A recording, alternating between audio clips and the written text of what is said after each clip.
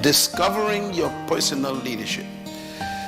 Whenever there is an invitation for people to attend a leadership event or to participate in a leadership conference like this, most people respond to that invitation with the attitude that that is not for me. That response is proof that your culture has done an excellent job in canceling who you are. This place, for example, would have been filled to capacity if we had said, come to a miracle service. So this doesn't affect me at all. I know exactly what's going on here. I expected you, and only you. I'm not impressed with crowds. You see me? I speak to them all the time, millions of them. My real love is people like you who believe that this is for you. You know, Jesus didn't like crowds. He didn't trust them because he understood the strategy for changing the world. And the strategy for changing the world is not large meetings, big events. It's small groups committed to intensive transformation. So he chose 12 people. Can you imagine someone who came to change the world only chose 12 people? And his only focus with them was on leadership development. He started with raw material, which means these 12 specimens had no formal training in leadership. What I thought was a good strategy that he used was he at least chose businessmen. I like business people. Religious people are problems. So the people he chose were business people and professional people. Like Matthew was an accountant. Luke was a doctor, a medical doctor. Peter, James, and John owned a fishing company. These were businessmen. And the number one business of that day was fishing in that village around Galilee. So these guys were owners of the top business industry. That's who he chose. Because he wanted to produce leaders. One time, his crowd grew too much. You all remember that one day, the people stayed with him for 3 days and they ran out of food. He decided, it's my responsibility to make sure that they are fed before they go home. So we know the story. He worked a miracle, multiplied fish and bread, and he fed them. And the Bible says after that meeting was over, 70 joined him. 70. Can you imagine having 12 people and all of a sudden you grew by 70%? Now normally when you grow by 70%, you are excited. Jesus was not. He was suspicious. Why? Because he understands big crowds. They are not interested in changing. They're interested in feeding. So he turned to the 70 and he asked them a question. Why do you follow me? That was the question. Now normally if you are a pastor and your church grew by 70% in one day, you wouldn't ask that question. Matter of fact, you would say, thank you all for coming. But his suspicion was high. He said, why do you follow me? And then he answered the question for them. I know why you follow me. Is it not because of the fish and bread I fed you yesterday? See, there are people who just want miracles, but they don't want to change.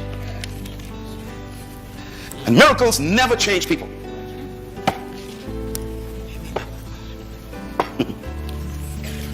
You would remember the children of Israel.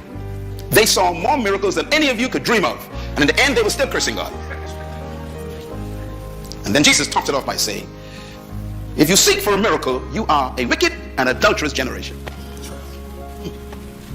So he asked them, why are you with me? It's only because of the fish and bread. You just want stuff from me. You want handouts.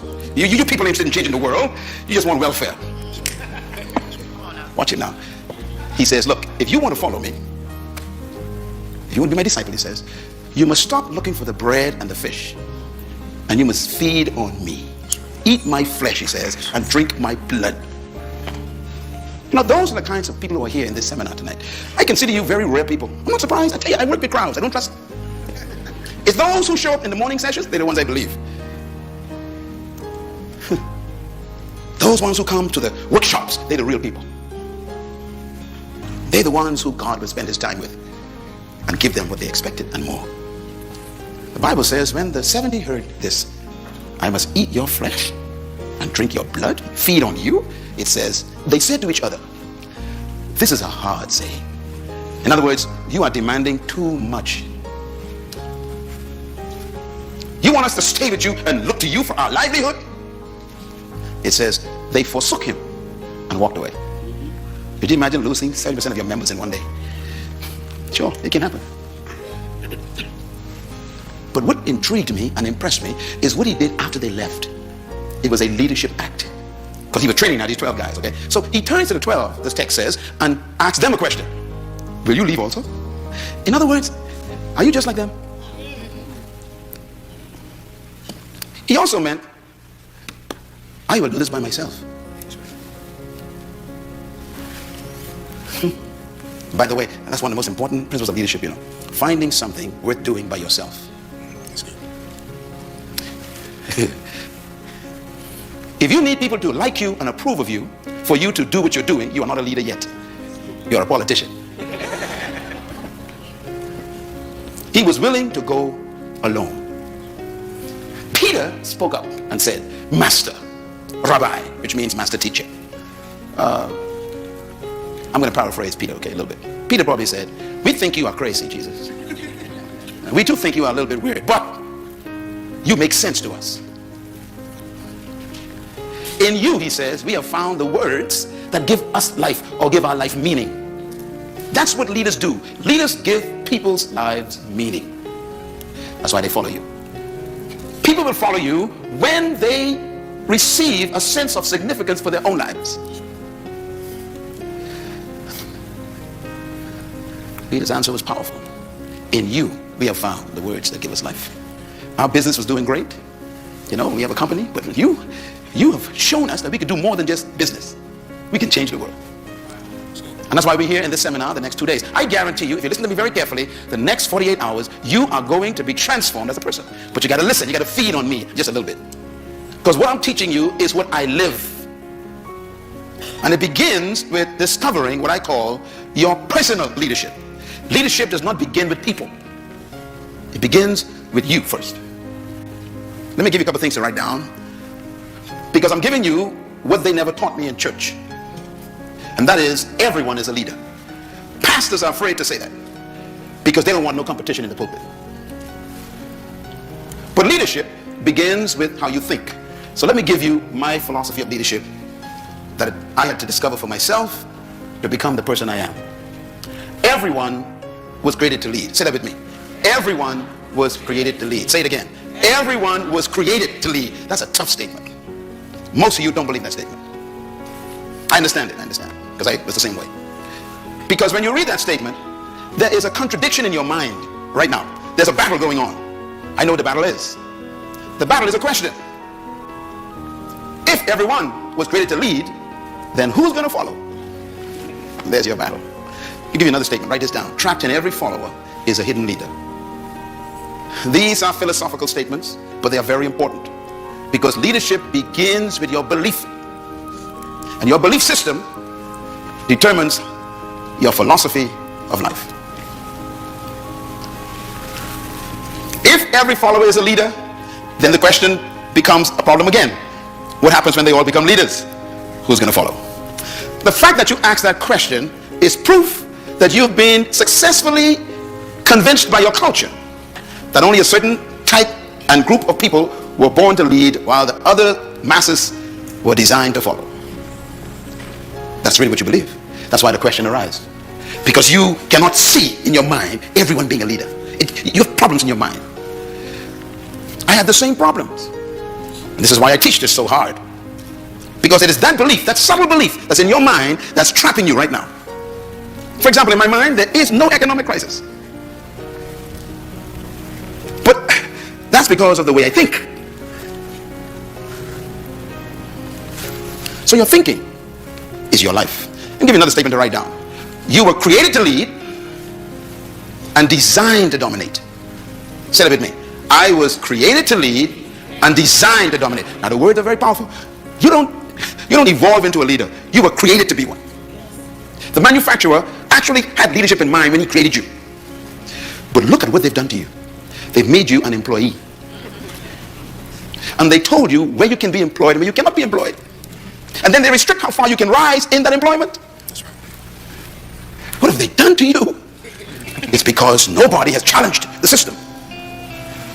This philosophy is not new that I'm teaching. It's as old as God. Write a statement down, please. True leadership is self-discovery. True leadership begins with an individual discovering something about themselves. That's when it really begins. And you will never become a true leader until you are introduced to yourself.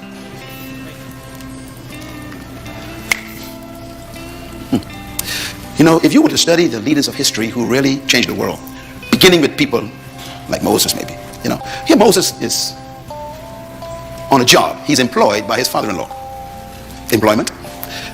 So he thinks he's a shepherd. You know, that's what I do. That's my job. And then he meets his manufacturer. The manufacturer says to him, you are the deliverer and the leader of 1 million people. You are also an author of the first 5 books of the Bible. You are the leader of a labor force. You are a lawgiver for all the nations of the world. They're going to steal your laws and use them. His answer, you must be talking to somebody else. You see, when you meet yourself, you're always afraid. Most of you are afraid of yourself because yourself does not agree with who you've become.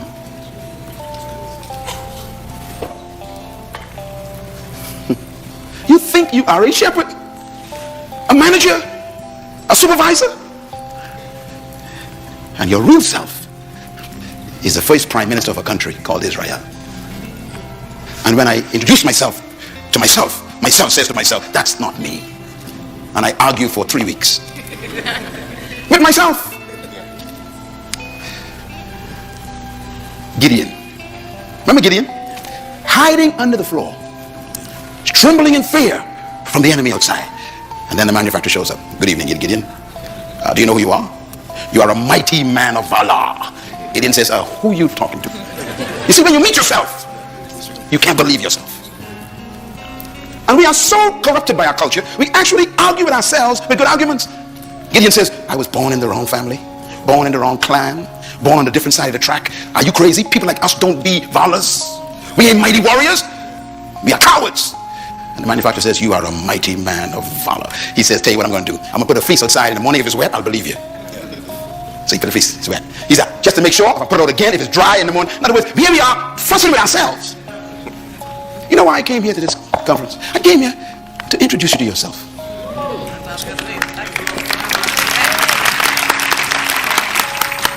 What you are doing is embarrassing to God. What you are proud of, he's ashamed of. What you settle for is a shock to heaven. I know what I'm talking about. I was there. You got to discover something. And that's where leadership begins. It begins with self-discovery. I want you to take a look at this slide. This is a car. You ever seen a car like that before? That's a car. 40,000 parts or more make up a car. That's a car. Taken apart. Now, I show you that for a reason. I want to ask you a question. Here's the question. Which part of this car is the most important part of the car? You look at the engine of the car. What is the most important part of the engine? I mean, these questions are important. 40,000 parts. Which part is the most important? Your car in the parking lot has a great engine in it. Beautiful parts. But the question is, which part is the most important? Now, I'm going to show you 2 parts here. The battery is the big boy. So if I was to ask you which is the most important part of your engine, you would probably say the battery, because the battery has all the power. Powerful. You know, we like powerful people, don't we? Power. Hallelujah, power. You know, we like power. So we go for the power. We say the battery is the most important person in the car because the battery has the power to get things started. Well, I disagree. So who's the lead in this engine? Is it the battery? Well, we got a little thing on the side called the spark plug. Now the battery probably costs about $150. Spark plug costs about maybe $10. So we got difference in value as well. Can the battery become more important than the spark plugs? If you remove the spark plugs, the battery is useless. So who's more important? Well, I don't know yet. I'm going to show you something else. Right in the middle of this picture, there is a little wire. Right in the middle, in the background. See a little wire? It's called a terminal wire. terminal wire is what you connect to the battery and to the generator. The terminal wire costs $4. The battery costs $150. Who's more important in this car? Well, let's find out. With all the power the battery has, if you remove that $4 wire from the battery's terminal, the battery is useless. So who's the leader? Well, let's find out here. All the power trapped in the battery. The battery is useless to the car without a $4 wire. Who's the most important person in your organization? Is it the CEO or the maintenance woman? Is it the secretary who types? Or is it the manager of stores that oversee resources? Who really is the leader? See, this scenario is an interesting one, because that $4 wire can shut the car down. The car is worth $80,000. $4 can shut it down. Isn't that amazing? Now the problem is, this little terminal wire has to connect to the battery and to the generator. And all it does is a function called transfer. It transfers power to the generator that hits the spark, that currents the shaft, that causes the whole engine to turn over, to cause the wheels to turn. And you can control it. Transfer. The only problem is the terminal wire has no power. It's just a transfer function. The only problem with the battery is it cannot transfer. It has all the power. The only problem with the spark plug is it ain't got no power and can't transfer, but it can produce fire. So who's the leader in this whole situation? No one and everyone. That's the answer. Here's the answer. Everyone is a leader in their area of functioning. Write it down. This is the concept of leadership that God introduced. Every part of the car is a leader in its area of functioning. So we have to respect each part. They have successfully convinced you that you are useless. And they use you to do what they want you to do. They meaning your culture. And you obey them because you don't know who you were born to be. You have no idea what your function is. When I discovered who I was, I became free from them. I began to dictate my own value. Therefore, I told them, you need me. Come on, say it. You need me. Say it like you feel it. You need me. See, you become a leader when you discover that one discovery. They need me. The world needs me. Say it. The world needs me. Say it loud. The world needs. I want you to say it with a revelation. Come on, say it. The world needs me. Let me tell you something. If you discover that, you become dangerous. You are not an accident. You are an assignment. That's good. Leadership. You know, we talk about leadership. This is a photograph of all of the leaders in the world together, the present ones, and a recent photograph taken. And I want to talk in this session about some of the areas I want to cover very quickly. First, my objective is to help you to see that we need and value leadership. Secondly, we want to talk about what leadership is, what it takes to become a leader. We want to talk about the principles of leadership tomorrow, and the art of leading, how to do it. And then we want to talk about the cost and the price of becoming a leader. It is costly. This is why we love following so much. It doesn't cost much to follow. But yet, when you follow, you hardly ever find out who you are. So we want to talk about those things. Now here's a leader that you all are acquainted with. He spent time in this state, born here. Walking through the airport of this state capital, they have his coat and tie. You'll wonder, why would someone want to put a man's coat on display in an airport? And we won't ever see your coat. I'm going to explain to you why, okay? And hopefully, if you get this revelation I'm going to teach you in this leadership seminar, they'll want your coat also. Leadership is an amazing thing. First of all, here's why leadership is important. Write this down. Nothing happens without leadership. Nothing happens without leadership. Number two, nothing changes without leadership. Number three, nothing develops without someone taking leadership. Number four, nothing improves in any situation without leadership. Number five, nothing is corrected without leadership. If something is not right in an environment, someone has to emerge and take the leadership. Number 6, nothing advances without leadership. Number 7, nothing succeeds without leadership. Number 8 is a reminder.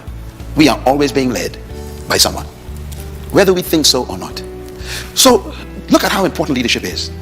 It improves, it changes, it develops, it corrects, it advances, and it brings success in life. This is probably one of the reasons why the religious people are so ineffective, because they pray too much for things to be corrected, to change, to improve, to develop, to advance, and to succeed. I think one day Rosa Parks decided to stop praying. That's all. What made her a leader? She just decided, no more prayer. I'm now going to be active.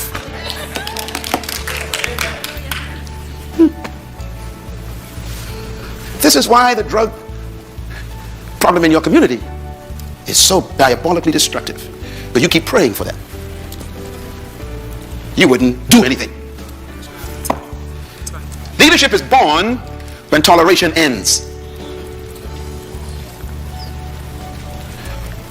Why? Whatever you tolerate, you will never change. What did I say? Whatever you tolerate, you will never change. This is why there are very few leaders in your city.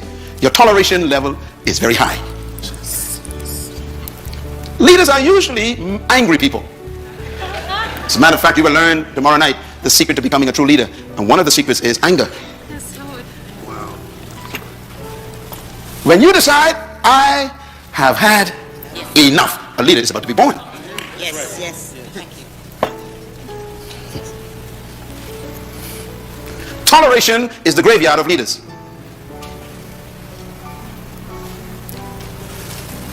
And that's why we lack leadership in the 21st century. Everybody wants to be liked. Nobody wants to rock the boat. And that's why we're not leaders, because we want everyone to agree with us. So what we have is companies and churches and nations that are overmanaged and underled. Don't ever confuse a manager with a leader. No manager is a leader, but leaders are managers. What's the difference between a manager and a leader? In my book on the table called Becoming a Leader, make sure you read that book. It deals with this subject. But let me give you a hint. A manager maintains things. A leader changes everything. A manager follows policy. A leader creates policy. A manager keeps tradition. Leaders break it. Managers focus on the bottom line. How much is it going to cost? Leaders focus on the horizon. Let's do it. Yes. Managers focus on doing the right thing. Leaders are very unique. Managers are always focusing on doing things the right way, is what I'm saying. Leaders want to know whether we're doing the right thing. If you are led by a manager, you will never grow. If your pastor is a manager, the church is stuck. If your department is headed by a manager, it will never expand. If your husband is a manager, your family is stuck.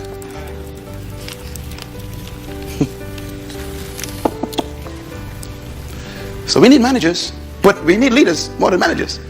Because leaders is what give managers work to do. Let me ask some questions. These are interesting questions I pose to students everywhere. I teach this in universities and I do surveys. And here's my question I give them. Is leadership about power? What do you think?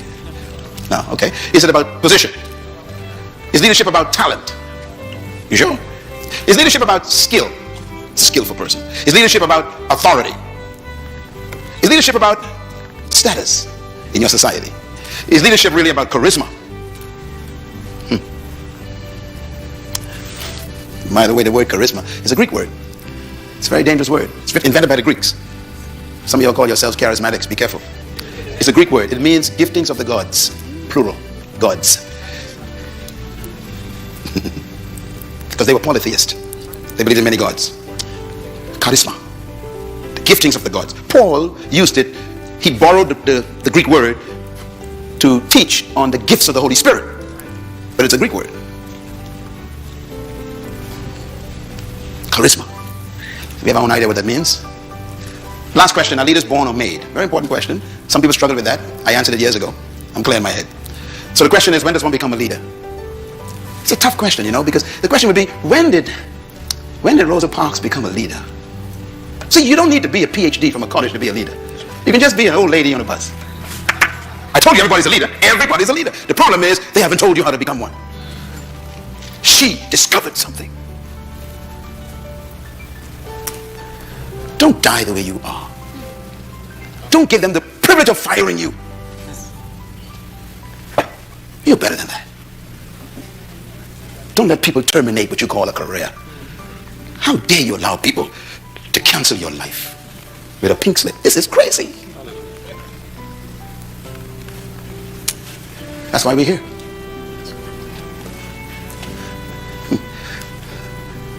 The dumbest animal on the planet is a sheep. Some of y'all don't know that. In case you don't, I'm going to say it again. The dumbest animal God made is a sheep. Do you know why? There are no leading sheep. I want you to study a flock of sheep anywhere. You will never see a leader. It's the only animal in the world that doesn't have a leader. Elephants have a leader. Bulls have a leader. Bees have a leader. Everyone except the sheep. If someone say you are a sheep, that's not a compliment. And religious people love the word. They love it. I am God's flock. That's not a compliment. Follow me. I'm going to show you how we are screwed up. Even our theology has made us what we are. The sheep is the dumbest animal because he will follow anyone because he has no leader.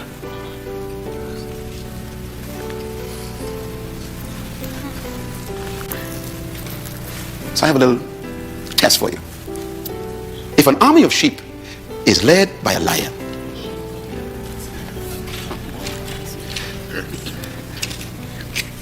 do you believe they will always defeat an army of lions if they are led by a sheep? And the answer is yes. An army of sheep led by a lion will defeat an army of lions if the lions are led by a sheep. What's the moral of this parable? Here it is. Write it down. Number one, leadership determines the quality of the followers. You know, a good leader can transform cowards into warriors. A good leader can transform frightened people into fearless people. Again, what a state to be teaching this principle. The state of Georgia. Years of oppression. And then a short little preacher became a lion. And he motivated frightened people to stand in the face of water hoses.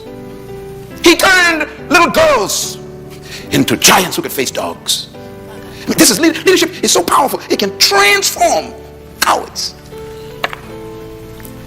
Here's what it means. Number two, leadership determines the mentality of the followers. This is how powerful leadership is. Leadership also determines the morality of the followers. Your morale and your morals can be transformed by the right kind of leader. Leadership also determines the attitude of the follower. In essence, leadership determines the commitment of the follower. That's why we need you. We need you to discover your leadership, because there are people in your city who are being abused by the system. And they need someone to emerge who will give them hope. Because leadership determines the destiny of followers. I couldn't say it any better than my own greatest leader of all time, the ultimate leader of life, when he said these words: if the blind lead, wow.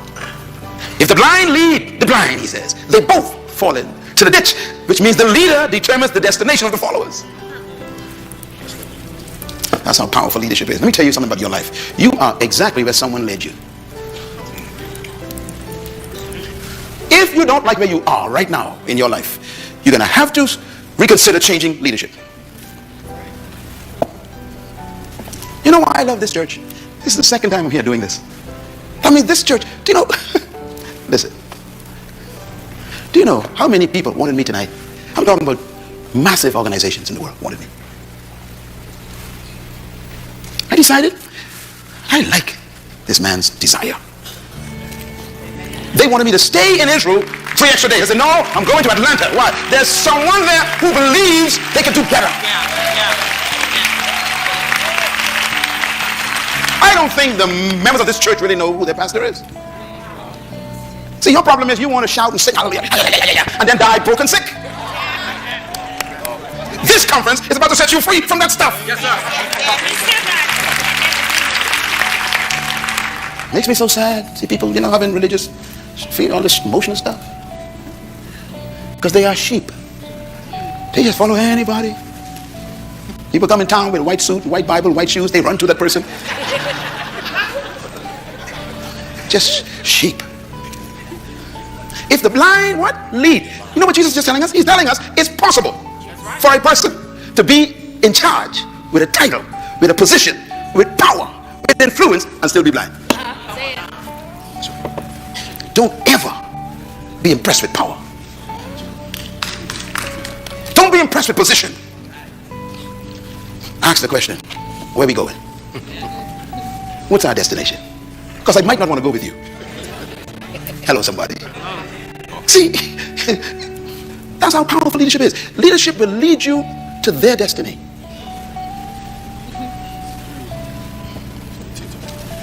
Some of you know the story about Jim Jones in Guyana. Sheep. I mean, sensible people with a brain with 500 billion cells followed a man in a bush and drank poison because they never asked the question, where are we going? What is your vision? Write this down. Vision is more important than leadership. Please get the book on vision on the table, please. Very important. People think that leadership is important, but vision is more important than leadership because vision is what creates the leader.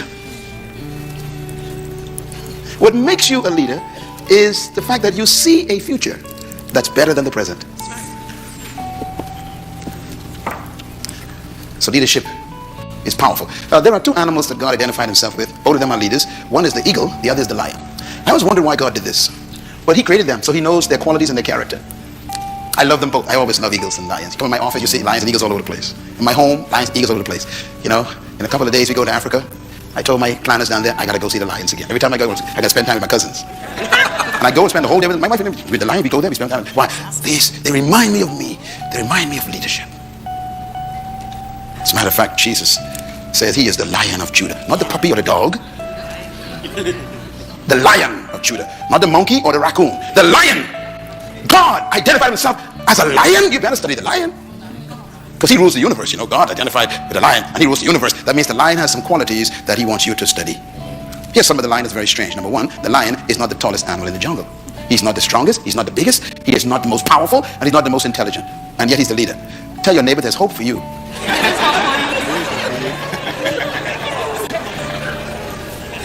What the lion has done is he has canceled all of your excuses for not being a leader. The color of his mane and his skin doesn't inhibit him from being a leader. His intellect, his strength. There are so many animals in the jungle more powerful than the lion. Stronger, taller, bigger, more intelligent.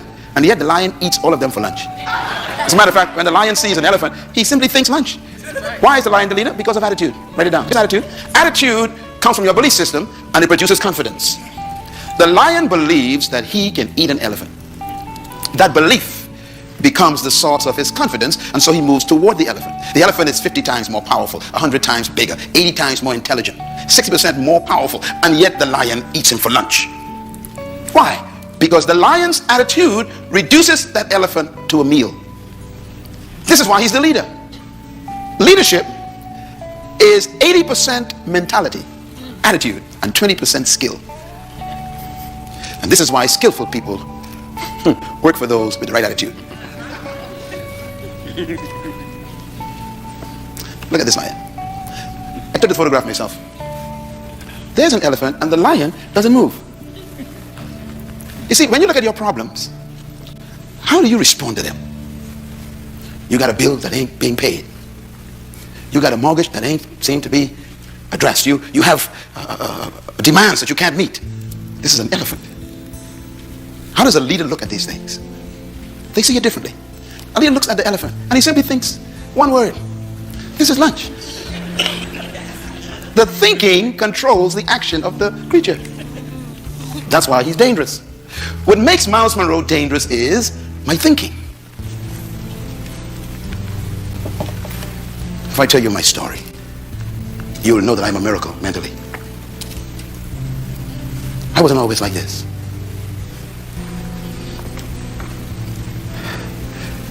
I was changed between my ears. I got some new information. I'm going to give that to you these next 2 days. The same information that happened to me. Because I was able to think like the lion. Look at that. Look at that leader in action. Wait a minute. But this is a monster. He said, I don't care. A leader is fearless because of knowledge.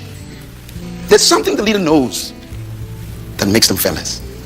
So leadership doesn't get its power from its muscle. It gets its power from its belief.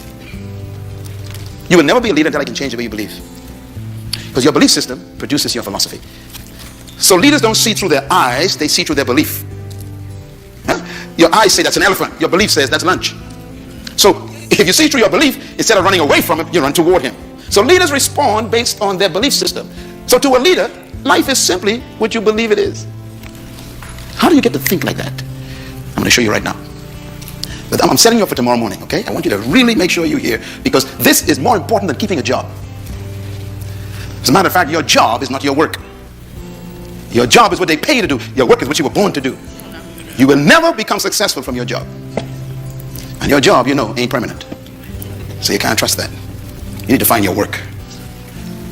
Your job is your skill. Your work is your gift. You can learn the skill, but you're born with your gift, and they can't take that from you. If they fire you, your gift goes with you. That's why I am unemployable.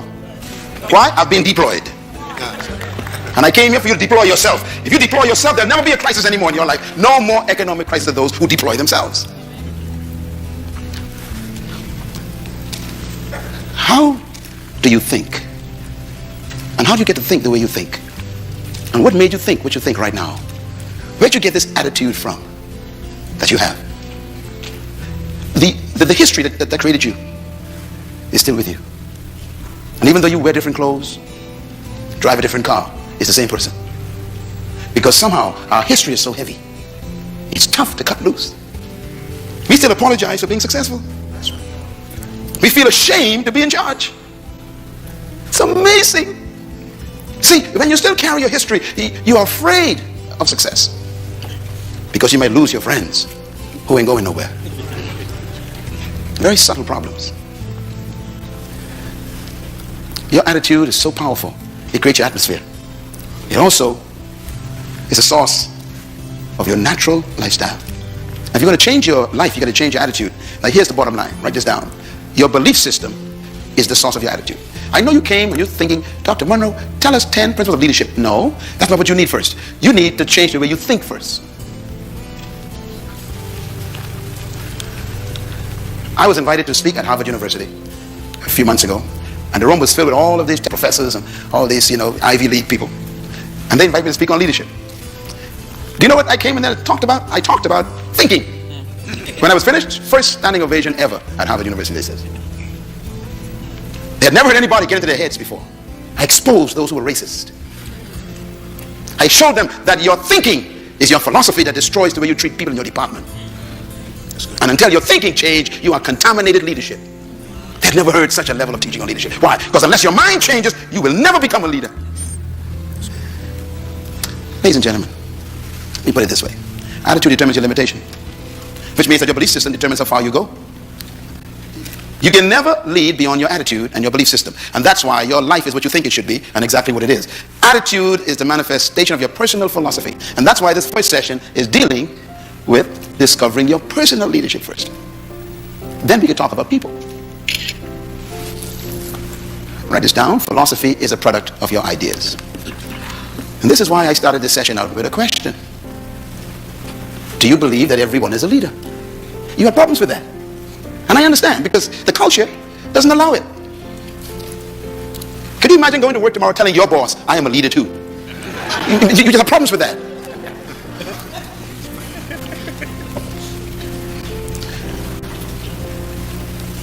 People tell me, they have a PhD in physics, and I laugh at them. I say, really? So what does that mean? That means nothing to me. That doesn't make you better than me. Your education doesn't change your human value. We are still equal as humans. And I do know some things you don't know. So we got to be careful. Our philosophy, our ideas is the source of our philosophy. And I like what the great king said, King Solomon. As a man thinks where? In his heart, so is he. Don't ever quote that verse again without putting the word heart in it. Most of you quote that and leave the word heart out. And the most important part of the verse is the word heart. As a man thinketh, so is he. That is not what he said. As a man thinketh in his heart, so is he. Why? Here's why. Because the heart is the Hebrew word that has to do with the center of reasoning. It's the place where you have meetings with yourself. Where you talk to yourself. That's your heart. That's the meeting place where you are reasoning with yourself. That's where you sit down and say, well, let's see now. Can I do this? Can I not do it? Can I really do this? That's where you have a meeting with yourself. Because that's where your belief system is hidden. In other words, your heart is also, Paul calls it the hidden man. The psychologist would call it your subconscious mind. I call it your hard drive. You know, this iPad got a hard drive on it. Don't trust what's on the desktop. The display? Don't trust that. The stuff on the inside, that's the real thing. Now, what is your heart? Your heart is the place where you keep all the ideas you collected all your life, the ones you believe, you keep it. So when you hear the word heart in the Bible, don't point at your chest. Point at your head. Blessed are the pure in heart. Don't go to your chest. Religious people go to their chest. The pump in your body is not impure. It's doing its job, pumping blood. So blessed are the pure in heart. Ain't nothing to do with your pump. It has to do with your mind. Are your thoughts pure? Are you thinking with purity? So he says, as a man thinking in his heart, so is he. As a man thinks in his subconscious mind. What have you downloaded as your software on your hard drive that you believe? Every time someone presses a certain button in your life, whatever is there comes up. For example, there's some of you black people in this room. When a white man comes into your department, you become very nervous. And when a black man comes, you act like you don't care. In other words, there's something in your heart, your hard drive still got some problems. There's some viruses. You're sick. It's there on your hard drive. 40 years of struggle and you're still there. You ain't free yet. You just delivered. That's right. Come on, that's good. Deliverance is when you leave Egypt and enter the wilderness. Freedom is when Egypt leaves your mind. So stop telling people you're free. You are still in the wilderness. And notice what God did in the wilderness, eh? He kept them going around in circles. 40 years going around in circles. You know, my wife and I had an experience, I'll never forget this. We went from Israel to Egypt. And, you know, we were going to visit Egypt for the first time. And this years ago we went there. We've been there a couple of times. And, man, the aircraft took off.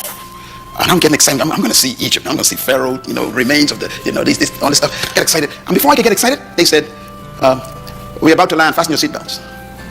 I said, wait a minute. We just took off. And the flight attendant says, yes, we're landing. I said, well, we just left. She said, yes, but we're landing. I said, what are you talking about? It's only been 20 minutes. She said, yes, we are in Egypt. 20 minutes. We are in Egypt. I said, what are we doing in Egypt already? She says, Cairo is only 20 minutes away. No, you didn't hear what I just said. Okay, let me explain it to you. It took Moses them 40 years to go from Egypt to Israel, where I was. 20 minutes. So when we got to Egypt, right, they picked us up, took us to our hotel, checked us in, and then our first tour guide, you know, came to get us, and we boarded the bus, and we going up to the pyramids. On our way up there, I became very intrigued. So I asked the driver, I said, excuse me, sir, how far is Israel from here? He said, oh, it depends on how you go, he says. I said, well, explain it to me. He said, well, from Cairo to Israel, Jerusalem. If you walk, it's about 40 days. You take a bus, it's 24 hours. Take a plane, 20 minutes. I told my wife, where's my Bible? I got to read my Bible again. I went back hotel room, grabbed my Bible. I said, let me just see. I think God made a mistake. It took them 40 years for a 40-day trip. And then I read in the Bible, it says, because they had not gotten Egypt out of their minds, the Lord led them the long way around until their children were born. Let me just give you the point I'm making here. God will deliver you, but will never set you free. You got to set yourself free. They walked around in that desert for 40 days. Why? 40 years. Why? Because 40 years is a generation. What was God doing? He was waiting for 40 years until he got what they were carrying in their loins. The next generation. When the kids came up, God killed them all. Killed all the parents. Bible says God allowed none of them to go into the promised land. Why? Because they were still thinking about onions instead of milk and garlic instead of honey. They didn't change their thinking. Your mentality is more important than your location. If you don't change as a person mentally, you will stay where you are physically. So God killed them all. Only 2 left. And those 2 were born in the desert. Caleb, Joshua. They had no memory of oppression. They believed anything was possible. Leadership begins with thinking. So my question is, what is your philosophy of leadership? Why don't you believe that you could own a company? Why the first thing you look for is a job instead of look for a business? It's subtle questions, but why? Why do you go to college and study an area that guarantees employment rather than guarantees deployment? Because their hard drive is stuck.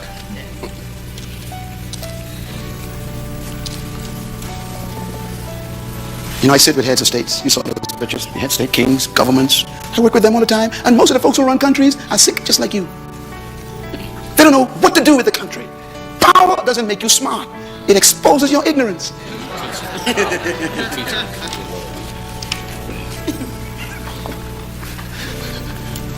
Let me quickly do this because I don't want you to have nightmares. Let me just give you, let me conclude this by giving you God's philosophy of leadership, okay? I'm going back to the beginning where you began. Genesis chapter 1 is really about you. Verse 26 says, then God said, let us make a species called man in our own image, according to our likeness. And he tells us why. He says, to let them have dominion over fish of the sea, birds of the air, over the cattle and the animals of the field, over all that's growing in the earth, and over everything that creeps on the ground. Now, every word in this statement is very important. And in this verse is the secret to your life. It's the secret to your greatness and your leadership. This is where I found mine right here. I found it in here.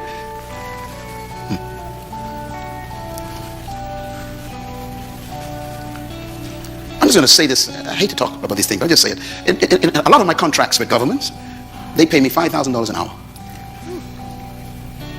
Could you imagine? You work for 10 hours. 3 days. Okay. I used to sleep on the floor with roaches. I am from a family of 11 children. 1 mother, 1 father. I am number 6, right in the middle. We were born in a wooden house on 4 big rocks in a small, low-income, poor area called Bainstown in the Bahamas, in an island 7 miles wide. That was my life. 7 miles wide, 20 miles long. I was born middle of the island. Poorest part. The house had 2 rooms. 11 kids now, 2 bedrooms. 1 for my mother and father, 1 for my 7 sisters. We slept like sardines. So the 4 boys slept on the floor. That's why I was born.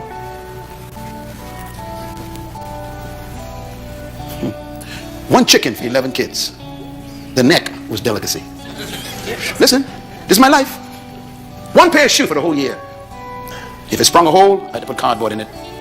I remember sleeping with roaches running over my body. I remember waking up in the morning with blotches, blood. I was scratching the mosquitoes that were trapped under the dirty sheet on that mat on the floor. I remember looking up at the ceiling and seeing the stars through it and buckets to catch the water from the rain. Don't talk to me about poverty. Yes. And my father was a Baptist pastor.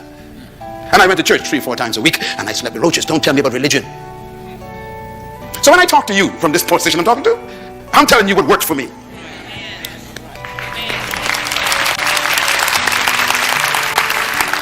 And now to be paid $5,000 an hour. How do you move from the floor with roaches to being called on by heads of states to talk to the entire governments? Something happened in my mind. And it began with this verse.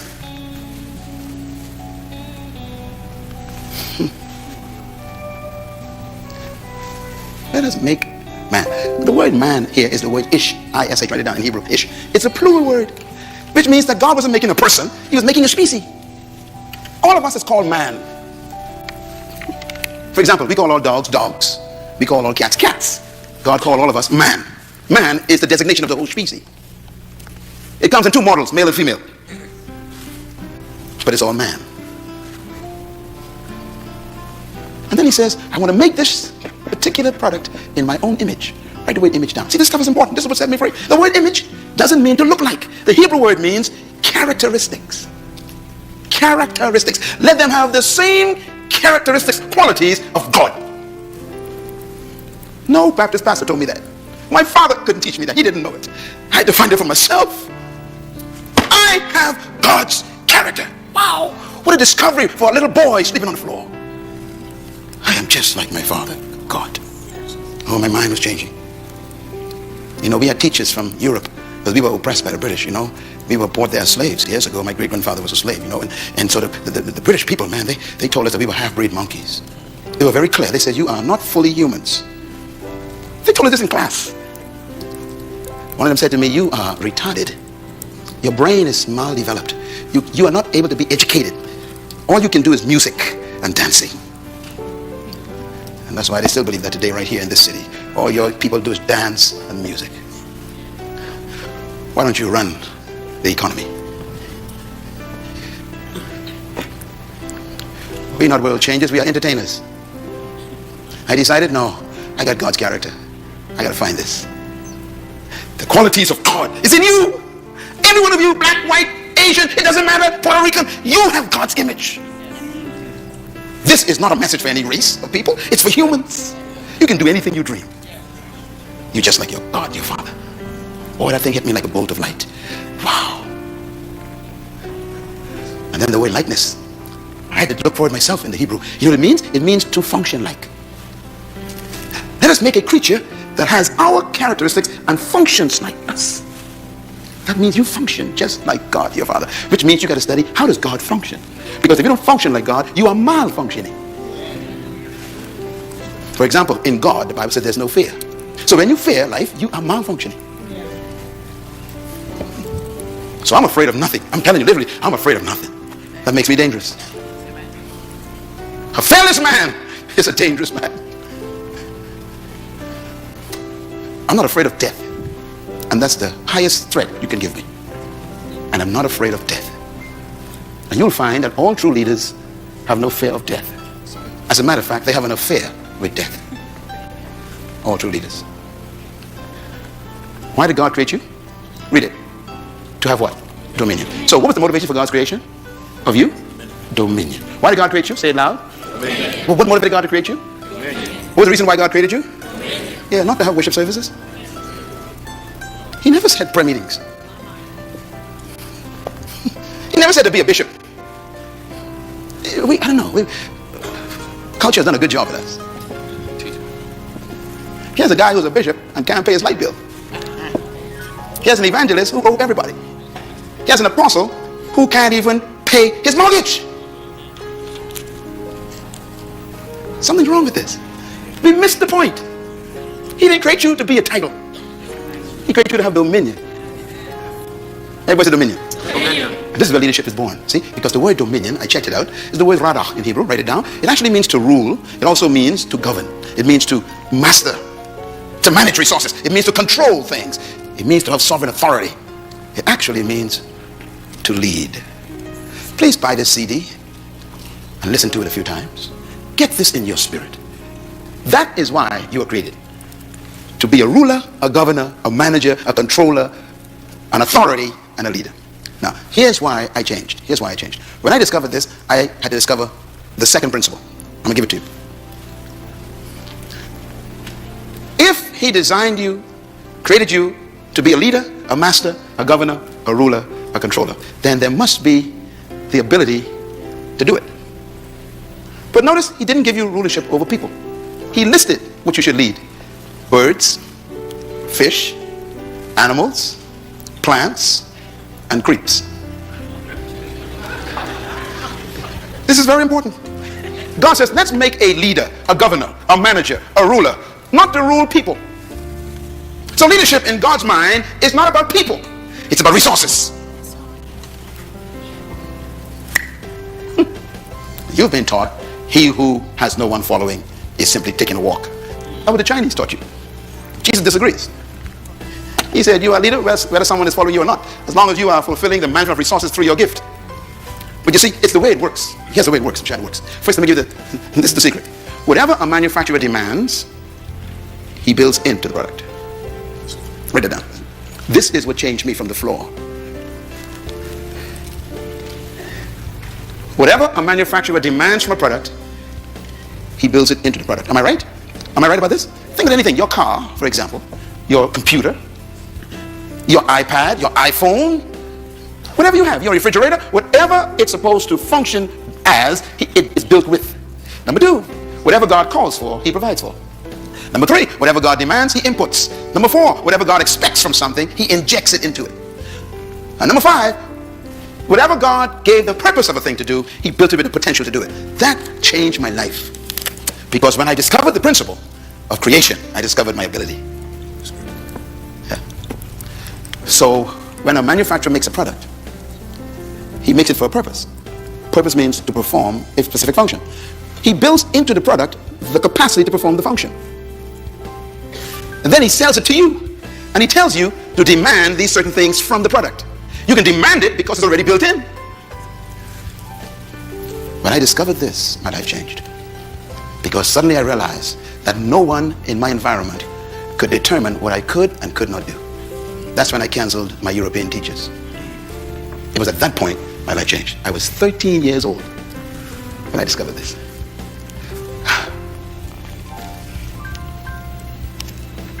I want to show you something. Give me an illustration. If God created you to dominate, then the capacity to dominate is in you. You get the principle? Okay, so whatever you were born to do is built in. So here's what I want you to take a look at then.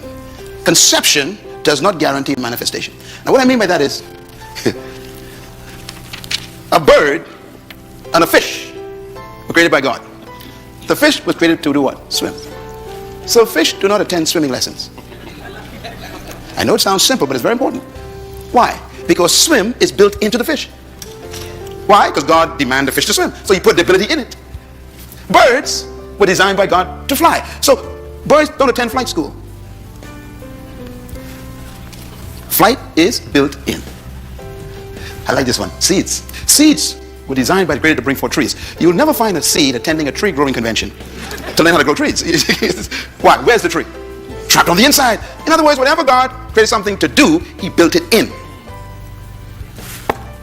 Your culture and your educational system doesn't allow you to discover that. We are educated to be employed, not to be deployed. Seeds deploy themselves and become trees.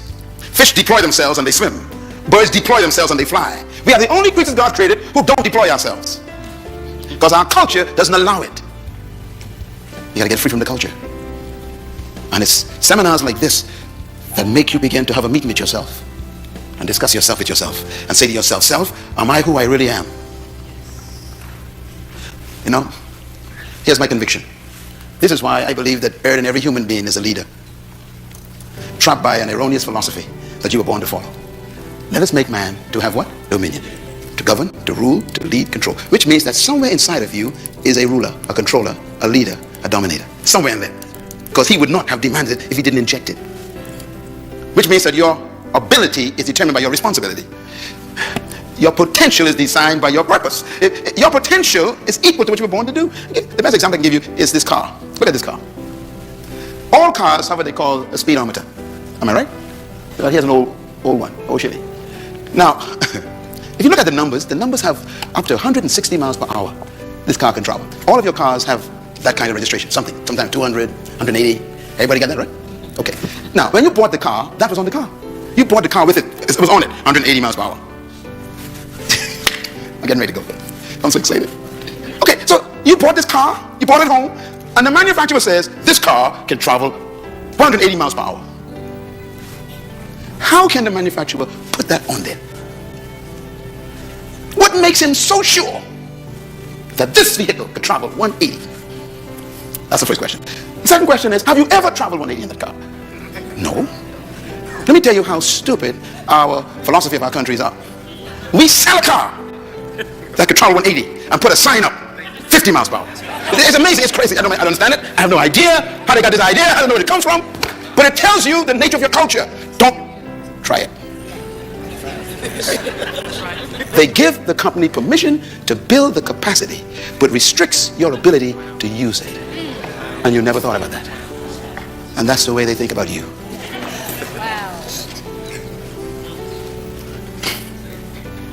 So all your life, you can make 180.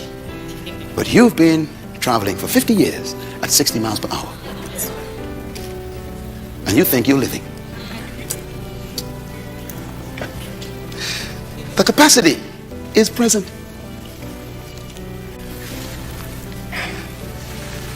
Our culture says you can't go any further. And God says, press the accelerator. And your culture says you can't go any further. You can go no faster. And God says, and your culture says, you can't do that. And God says, let's go. And your culture says, stop. That's as far as you can go. You gotta make a decision tonight, see? You have God's ability. And man puts up the signs. You're a follower. And God says, you're a leader. You're an employee. And God says, you're a controller. You are a subject. And God says, you are a ruler. They keep putting up signs. One day, I was in Germany. My wife and I spent 6 months in Germany. And one day we were going from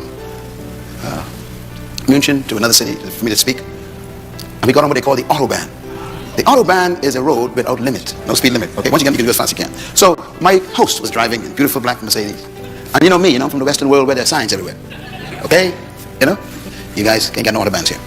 So I'm on the highway, man, and he said to me in German, I spoke German. He said, have you ever been on an Autobahn? I said, what is an Autobahn? He said, this is the street we're about to enter where there's no limit. We can drive as fast as we want. I said, what? He said, would you like to drive? I said, yes. For the first time in my life, I have an opportunity to open a car.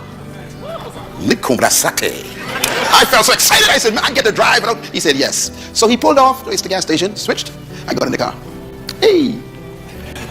My. He said, go on, turn off. We turn off onto the highway. He said, okay, go ahead. He says, we're going to be driving another 4 hours, so don't worry about it. And man, I began to see that needle go up, and I become excited. And I hit 60, right? Mentally, 60. I go, oh dear. He says, go ahead. I said, really? He said, go ahead. And I went up, 80. And my whole heart begins to pump faster. And I'm thinking, I'm flying. He says, Dr. Munroe, please go ahead. I said, you mean? He said, yes, go ahead. I went up 95. He says, go ahead. Now, the car can make 250. And I'm thinking, oh, Jesus, man. He says, go ahead. You are going too slow. Cars are passing me. So I hit 100. And my whole body began to rebel. My mind began to rebel. And I realized that I was corrupted by my culture. And he said, you are going too slow. I went 120. He said, will you please? Now, by the time I'm the only car on the road, I'm feeling that, man, 125, this is it. I'm the fastest man in the world. And I'm flying now. I'm flying. All of a sudden, 10 minutes later, a car passed me. He said, I told you you're going too slow. I went to 150, and my whole body, my whole mind, everything locked up and said, you can't do this. He said, what's the matter? I said, this is 150. He says, you're still going too slow. This is the Autobahn. The average speed is 185. He said, do you still want to drive or you want to pull over? I said, I'm going to try to drive. And at 170, there was a barrier broken in my mind. I never forgot that to this day. 170. Something happened to me, and I realized there was life after 170.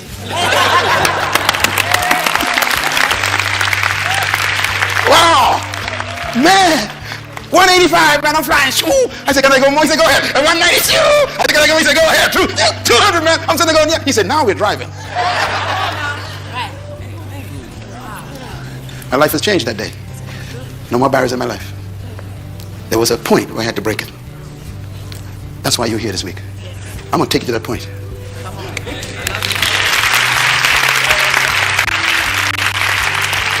You got to break it. There's life after your job. There's life outside your career. There's life beyond the pulpit. Don't let the pastorate become your cage. There's life beyond your employment. You got to break it. You're a leader. I call it unreleased potential. Driving at 50 with a car of 150. See, you think you're doing well until someone passes you. I thought I was doing well. The guy passed me. I said, excuse me. Tonight, I am the German sitting in the passenger seat. That's who I am for you right now. And I'm here to tell you, go for it. Go a little faster. Break it. That's who I am. I'm the guy sitting on the passenger side saying you're going too slow. You could do better than this. You're a leader. I hope that this first night will cause you to think about your own limitations. Because that's you. The Creator is the only manufacturer I know who hides a man inside a boy. He hides a woman in a girl. He doesn't create women, he hides them. He doesn't create men, he hides them. I wonder who's trapped in you. I wonder if we'll ever meet you. I guess the graveyard will get it. Today I looked at myself in the mirror and I kept thinking, that was on the floor with the mosquitoes and the roaches. I wonder who's sitting in your chair right now. You're a leader. Can you see yourself? You know why you're still alive? Because the manufacturer ain't satisfied. He's bored. He's telling you, you've not shown yourself yet. Show yourself. Let me close with these statements. Write them down, please. You were born to lead, but you must become a leader. That's the purpose for a seminar and a conference. I'm not here to make you leaders. I am here to expose you as a leader. A seed is a tree, but it must become the tree. And that's the way you are right now. You are a great woman, an awesome man, but you must become. It is my passion, my hope, my anger that no human being die until they are manifested. Let's meet you before you go. Let the world see who you really are before you leave us. Show us yourself. Show yourself. You can run the race. Running the race of life is not about beating people.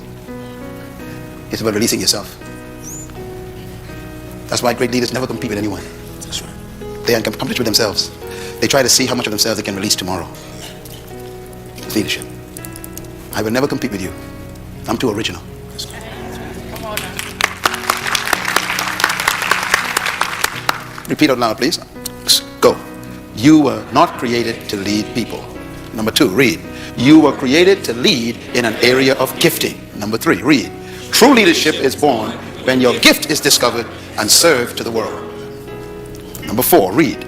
The value in each human is the gift they were born to deliver to humanity. That's you. There's something you carry in that we need. I told you that leadership is not about people following you. It's about you discovering yourself, your gift, and then serving that to humanity. Leadership is like a tree. You know, a seed becoming a tree and then bearing its fruit. You will never find a fruit tree bringing its fruit to you. I'm giving you the greatest secret of leadership right now. Leaders don't seek followers. Followers are attracted to leaders, just like you are attracted to the tree's fruit. When you go to a fruit tree for the fruit, you don't go for the leaves nor the branches. What do you go for? The fruit. And that's why no one's following you yet. Because you're not manifesting your gift.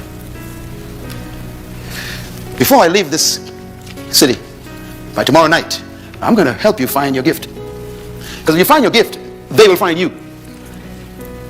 And then they'll pay you for it. They will follow you for your gift. I'm talking about your gift you're supposed to give to humanity. The greatest statement I've ever heard about gift and leadership is this: for I did not come to be served, but to serve myself a ransom for many. That's why we come to him. If you want to be ransomed, you come to the tree. I serve myself, he says. That's why the greatest leadership in the world is to become a servant. Get it? It doesn't mean you are a slave to people. You're a slave to your gift. You serve it. But if you can't find it, you can't serve it. Therefore, you become employed. Tonight is the beginning of change for you. I came from around the world to talk to you because the Creator is ready for you to manifest yourself. What a meeting we have these next 2 days. You're going to meet the most important person you ever met in your life. You're going to meet you. Thank you once again for listening to this message, as we hope that it has been a blessing to you. Our goal is to show you new paths and opportunities so that you can discover your purpose. It is your love, support,